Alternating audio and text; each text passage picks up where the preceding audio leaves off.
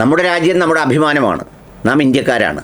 ഭരണകൂടങ്ങൾ മാറി വരും, പ്രധാനമന്ത്രിമാർ മാറി വരും, സർക്കാരുകൾ മാറി വരും. പക്ഷെ രാജ്യമെന്ന ഫീലും രാജ്യമെന്ന എൻറ്റിറ്റിയും രാജ്യമെന്ന ആ അസ്തിത്വവും ആ സ്വത്വവും അതേപടി തന്നെ അഭിമാനപൂർവ്വം നിലനിൽക്കേണ്ടതുണ്ട്.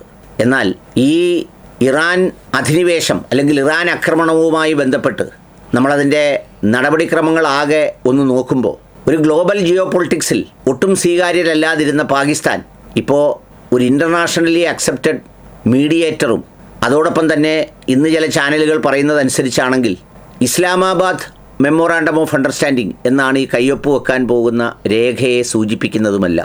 മറുവശത്ത് ശശി തരൂരിൻ്റെ ഒരു പോസ്റ്റുണ്ട്. ആ പോസ്റ്റ് വേറൊന്നുമല്ല, secretary Rubio's call with Indian external affairs minister Jaishankar.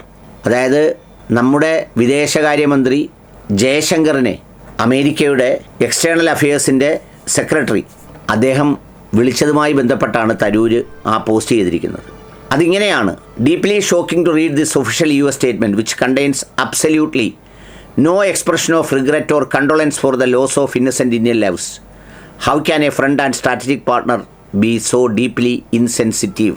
അതായത് ഈ അയച്ചിരിക്കുന്ന മെസ്സേജിൽ നമ്മുടെ 3 ഇന്ത്യൻ പൗരന്മാർ, ഇന്ത്യൻ നാവികർ അമേരിക്കയുടെ ബോംബാക്രമണത്തിൽ കൊല്ലപ്പെട്ടതിന് ഒരു അനുശോചനമോ ഒരു ആദരാഞ്ജലിയോ അല്ലെങ്കിൽ എന്തെങ്കിലും തരത്തിലുള്ള ഒരു മാനസികമായ ആ ചെയ്ത പ്രവൃത്തിയോടുള്ള യാതൊരു വിധമായ നടപടിയുമില്ലെന്ന് മാത്രമല്ല, ഞങ്ങളുടെ നിബന്ധന, ഞങ്ങളുടെ ഉപരോധം അത് അനുസരിക്കാൻ നിങ്ങൾ ബാധ്യസ്ഥരാണെന്നും അത് ലംഘിച്ചുകൊണ്ട് ഇറാനെ എന്തെങ്കിലും തരത്തിൽ സഹായിക്കാൻ പോകുന്നത് വെച്ച് പൊറുപ്പിക്കാനാവില്ലെന്നും ഒക്കെയാണ് ഈ 3 ആളുകൾ മരണപ്പെട്ടതുമായി ബന്ധപ്പെട്ട് അയച്ചിരിക്കുന്ന ഈ മെസ്സേജിൽ പോലും ഉള്ളത്.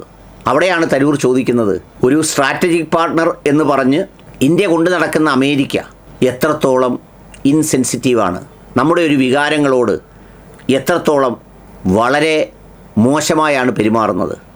Y couldn't a non compliant commercial vessel have been stopped using other non lethal means? എന്തുകൊണ്ട് ഇത്തരത്തിലുള്ള കൊന്നുകളയുന്ന ആക്രമണത്തിന് പകരം അതിനെ ബ്ലോക്ക് ചെയ്യാൻ മറ്റെന്തെങ്കിലും മാർഗം ഉപയോഗിച്ചുകൂടാ? Is it not possible to disable a ships propulsion or steering without firing missiles targeted to kill civilian crew members? അതായത് വെറും സൈനികരൊന്നും അല്ലല്ലോ, സാധാരണക്കാരായി ഈ കപ്പലിൽ പോകുന്ന നാവികരെ കൊല്ലാതിരിക്കാൻ വേണ്ടി അതിൻ്റെ പ്രൊപ്പൽഷൻ തകരാറിലാക്കുന്നത് പോലെ ഏതെല്ലാം തരത്തിൽ അതിനെ ചേസ് ചെയ്യുകയും അതിനെ ഹിറ്റ് ചെയ്യുകയും അതിനെ ബ്ലോക്ക് ചെയ്യുകയും ഒക്കെ ചെയ്യാമായിരുന്നിട്ടും നമ്മുടെ ഫ്രണ്ടെന്ന് പറഞ്ഞ് നമ്മൾ കൊണ്ടു നടക്കുന്ന ഇറാൻ ആക്രമണം തുടങ്ങുമ്പോൾ അതിന് മണിക്കൂറുകൾക്ക് മുമ്പ് പോയി നമ്മുടെ പ്രധാനമന്ത്രി ആലിംഗനബദ്ധനായ ഇസ്രായേലി നേതാവും നെതന്യാഹുവിൻ്റെ ഒക്കെ ആശീർവാദത്തോടെയും അവർക്ക് വേണ്ടിയും നടക്കുന്ന യുദ്ധത്തിലാണ് ഈ പറയുന്ന സിവിലിയൻ ക്രൂ മെമ്പേഴ്സായിട്ടുള്ള നമ്മുടെ നാവിഗേറ്റേഴ്സിനെ കൊന്നുകളയുന്നത്. Practically every merchant ship navigating these crucial waters has Indian crew on board.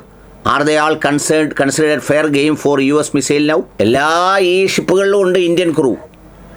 അപ്പോൾ എന്നിട്ട് ഈ പറയുന്നത് പോലെ ഇവരെല്ലാവരും US മിസൈലിനെ ഭയപ്പെട്ട് സഞ്ചരിക്കണോ എന്ന് ചോദിച്ചുകൊണ്ട് ഇതൊരിക്കലും അൺഅക്സെപ്റ്റബിൾ അല്ല എന്ന് പറഞ്ഞാണ് അദ്ദേഹം പോസ്റ്റ് ചെയ്തിരിക്കുന്നത്.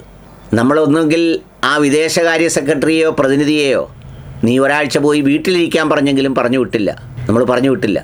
നമ്മളൊരു തൻ്റെ ഇടമുള്ള തലയുയർത്തി നിൽക്കുന്നൊരു നിലപാട് സ്വീകരിച്ചില്ല.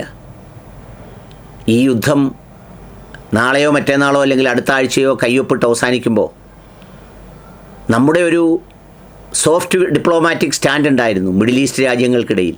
അതുപോലെ തന്നെ അവരുടെയൊക്കെ ഇടയിൽ ഒരു സൈനികമായ ശക്തി കൊണ്ടല്ല, ഒരു വാക്കുകൾ കൊണ്ട് തലയുയർത്തി നിൽക്കുന്ന ഒരു സ്റ്റാൻഡ് ഉണ്ടായിരുന്നു. ആ സ്റ്റാൻഡ് ഇപ്പോൾ ഈ പറഞ്ഞതുപോലെ ഏതവസ്ഥയിലാണ് എന്നുള്ളത് കക്ഷി രാഷ്ട്രീയമൊക്കെ ഒന്നും മറന്ന് നിലപാടുകളുടെ പശ്ചാത്തലത്തിൽ പരിശോധിക്കപ്പെടേണ്ടതുണ്ട്. മറുവശത്ത് സൗദി അറേബ്യയ്ക്ക് വലിയ സ്വീകാര്യരായ, പരസ്പരം അങ്ങോട്ടും ഇങ്ങോട്ടും ഉടമ്പടി ഒപ്പുവെച്ച, ഞങ്ങളെ ആക്രമിച്ചാൽ നിങ്ങളെ ആക്രമിക്കും, നിങ്ങളെ ആക്രമിച്ചാൽ ഞങ്ങൾ ആക്രമിക്കുമെന്ന് പറയുന്ന ആ ബൈലാറ്ററൽ എഗ്രിമെൻ്റ് ഒപ്പിടുന്ന ഒരവസ്ഥയിലേക്ക് പാകിസ്ഥാൻ എത്തിച്ചേരുകയാണ്. അമേരിക്കയ്ക്ക് സ്വീകാര്യരായ ഒരു മധ്യസ്ഥരായി പാകിസ്ഥാൻ മാറുകയാണ്. ഇറാന് സ്വീകാര്യമായ ഒരു മധ്യസ്ഥരായി പാകിസ്ഥാൻ മാറുകയാണ്. ഇതിലൊക്കെ അവർക്ക് ലഭിക്കുന്ന ഒരു ഡിപ്ലോമാറ്റിക് മൈലേജ്, ഒരു ഡിപ്ലോമാറ്റിക് ലിവറേജ് അതൊരു കാലത്തും ഏഷ്യൻ ജിയോ പൊളിറ്റിക്കൽ റിലേഷൻഷിപ്പിൽ പാകിസ്ഥാന് നമ്മൾ നൽകിയിട്ടുള്ളതേ അല്ല. പക്ഷേ ഇന്നവരത് എടുത്തിരിക്കുന്നു. ആ യാഥാർത്ഥ്യങ്ങളെ മുന്നിൽ വെച്ചുകൊണ്ട് വേണം ഈ യുദ്ധം അവസാനിക്കുമ്പോൾ നമ്മളെവിടെ നിൽക്കുന്നു എന്നതിനെ വിലയിരുത്താൻ. ഇതിൽ രാഷ്ട്രീയമായോ വ്യക്തിപരമായോ ഒരു അധിക്ഷേപം കൊണ്ട് കാര്യമില്ല. സത്യസന്ധമായ യോഗ്യമായ വിലയിരുത്തലാണ് ഏറ്റവും ഉചിതമാവുക. കേൾക്കുന്നവരുടെ ചിന്തകളിൽ പൂർത്തിയാക്കേണ്ട ഒരു വിചാരമായി അതിനെ അവിടെ അവശേഷിപ്പിക്കുന്നു.